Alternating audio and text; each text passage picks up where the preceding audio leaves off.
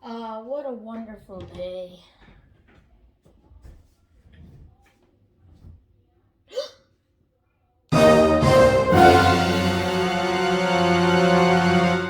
Have you ever relaxed in your chair only to see that unsolved Rubik's Cube just sitting there on your bookshelf waiting to be solved? You snarl at it and wish you know how to solve the seemingly hard puzzle. Learning how to solve a Rubik's Cube can seem hard at first, but once learned and practiced, the method and steps will become apparent. The Rubik's Cube is a 3D combination puzzle invented in 1974 by Hungarian sculptor and professor of architecture Erno Rubik.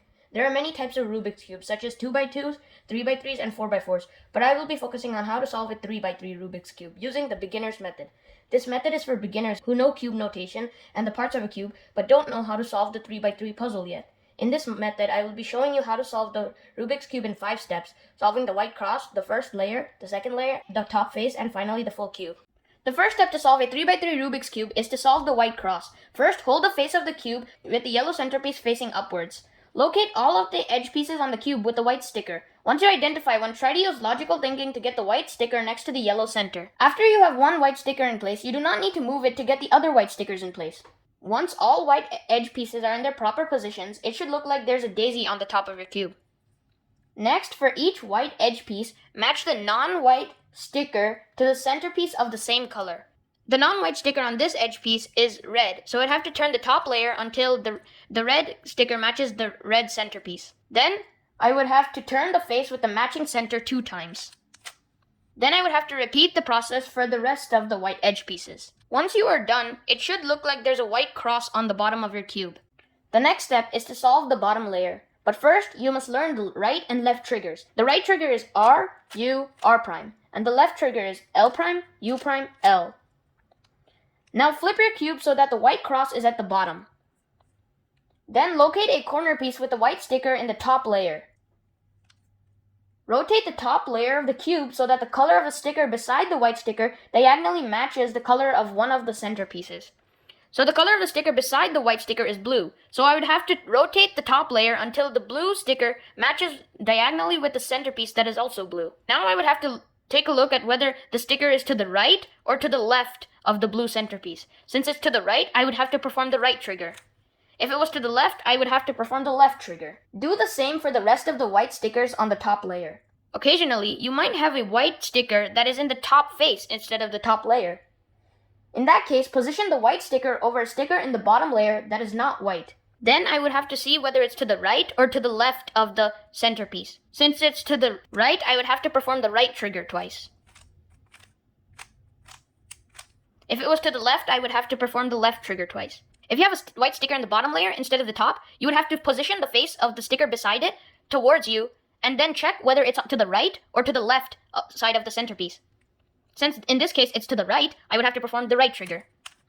This places it in the top layer. After you are done, the bottom layer should be solved, along with the white face. Now that you are done with the first layer of your cube, find an edge piece without a yellow sticker in the top layer and rotate the top face of the cube until the outward-facing sticker on that edge piece is directly over the centerpiece of the same color. So here is an edge piece without a yellow sticker. Then I would have to look at the outward-facing sticker, which is red, and rotate the top face until the red sticker matches a red centerpiece. Once it matches, look at the upward-facing sticker on that edge piece. That sticker will match the center on either the left or the right-hand side of the cube. In this case, the left-hand side centerpiece is blue, while the right-hand side centerpiece is green. And since the upward-facing sticker is blue, then it matches the left-hand side. Since it matches the left-hand side, I would have to perform the algorithm U prime plus the left trigger. If it matched on the right-hand side, I would have to perform the algorithm U plus the right trigger. Doing either of these algorithms will displace a white sticker. So relocate it using the method you learned. Do the same for the rest of the edge pieces in the top layer without a yellow sticker. Occasionally, you will find no edge pieces in the top layer without yellow stickers. If so, scan the middle layer for the displaced edge piece that was supposed to be on the top and perform the necessary trigger on it.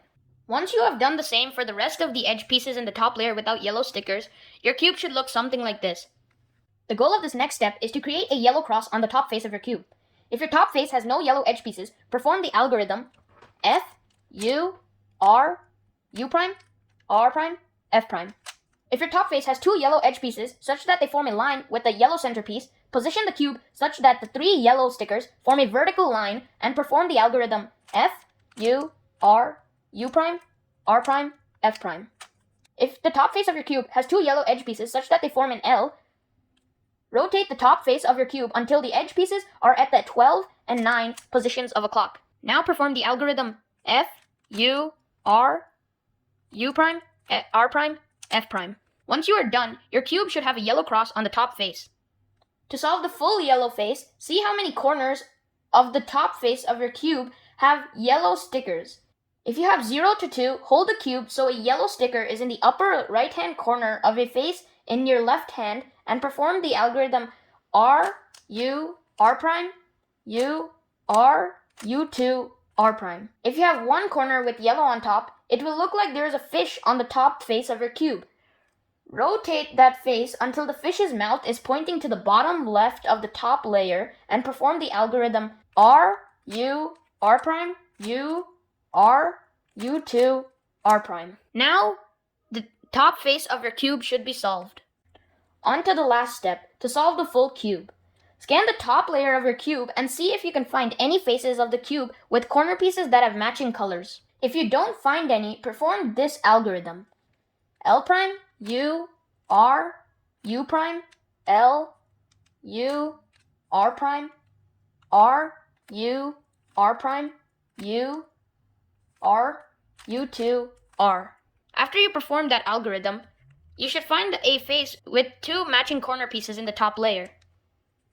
Then turn that face so that the two matching corner pieces matches the color of the first two layers. Then position that face towards your left hand side and perform the algorithm L, U, R, U prime, L, U, R prime, R, U, R prime, U, R, U2, R. By now, the only parts that need to be solved are the edge pieces in the top layer.